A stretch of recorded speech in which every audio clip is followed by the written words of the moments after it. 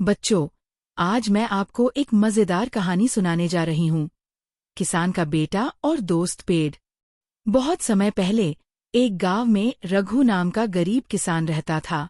रघु मेहनती था, पर उसकी फसल हमेशा कम हो जाती थी। गांव के लोग कहते थे, रघु, तुम्हारे खेत में मिट्टी अच्छी नहीं है, इसीलिए अनाज नहीं उगता। रघु का एक बेटा था, चिंटू। चिंटू छोटा था, पर बहुत जिज्ञासु। उसे हर चीज के बारे में जानना अच्छा लगता था। एक दिन चिंटू खेत के पास खेल रहा था। तभी उसने एक बड़ा पुराना पीपल का पेड़ देखा। उस पेड़ की डालियों पर चिड़िया गा रही थीं, और हवा बहते ही पत्ते मधुर संगीत की तरह झनकने लगते। चिंटू पेड़ के पास बैठ गया और बोला, काश मुझे पता चल जाता कि हमारे खेत में क्यों कम फसल होती है। काश मैं पिताजी की कोई मदद कर पाता। अचानक एक आवाज आई, क्यों नहीं बच्चे, मैं तुम्हें बताऊंगा कि क्यों तुम्हारे खेत में कम फसल होती है, और फिर तुम अपने पिताजी की कुछ मदद कर पाओगे।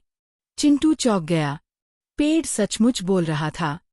पेड़ ने कहा, चिंटू, मैं तुम्हारे पिताजी के खेत में हर साल अपनी जड़ें फैलाता हूँ और मिट्टी को उपजाऊ बनाता हूँ। लेकिन वे मुझे अक्सर काटने की सोचते हैं, क्योंकि मेरी छाया में फसल पूरी धूप नहीं पाती। चिंटू बोला, नहीं, मैं पिताजी को समझाऊंगा कि आप हमारे लिए कितने जरूरी हैं। पेड़ ने मुस्कुराते हुए कहा, अगर तुम मेरा साथ दोगे तो मैं तुम्हें हर साल अच्छी फसल दूंगा। जब रघु खेत में कम उपज देखकर परेशान हुआ, तो बोला, लगता है मुझे इस पेड़ को काट देना चाहिए, तभी धूप सही से खेत में पड़ेगी। चिंटू दौड़कर बोला, नहीं पिताजी, ये पेड़ हमारा दोस्त है, यही हमारी मिट्टी को ताकत देता है। अगर आप इसे काटेंगे तो हमारी जमीन बंजर हो जाएगी। रघु हंस पड़ा, अरे पगले, पेड़ क्या दोस्ती करेगा। लेकिन चिंटू रोज पेड़ के पास जाकर पानी डालता, उससे बातें करता और उसकी देखभाल करता। कुछ महीनों बाद बारिश आई। इस बार रघु के खेत में इतनी हरी भरी फसल हुई कि गांव के लोग देखने आने लगे। गांव वाले बोले, वाह रघु, इस बार तुम्हारा खेत तो सोने की तरह चमक रहा है। रघु हैरान था। वह सोचने लगा कि ऐसा कैसे हुआ। चिंटू ने मुस्कुराकर कहा, पिताजी, ये सब पेड़ की बरकत है। रघु ने पेड़ की ओर देखा और पहली बार झुककर उसे प्रणाम किया। धीरे धीरे गांव के बाकी किसानों ने भी अपने खेतों में पेड़ लगाना शुरू कर दिए।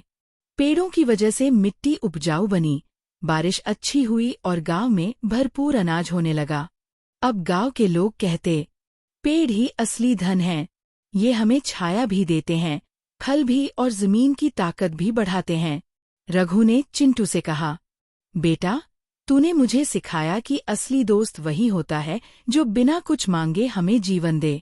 ये पेड़ हमारा सबसे बड़ा दोस्त है। पेड़ की डालियां हवा में झूमी, मानो वह भी मुस्कुरा रहा हो। सच ही है, पेड़ प्रकृति के सबसे बड़े उपहार हैं, और जो इंसान प्रकृति से दोस्ती करता है उसे कभी कमी नहीं होती। अगर आपको ये कहानी पसंद आई और आप भी यही सोचते हैं, तो कृपया लाइक करें, शेयर करें, सब्सक्राइब करें और कमेंट करना ना भूलें।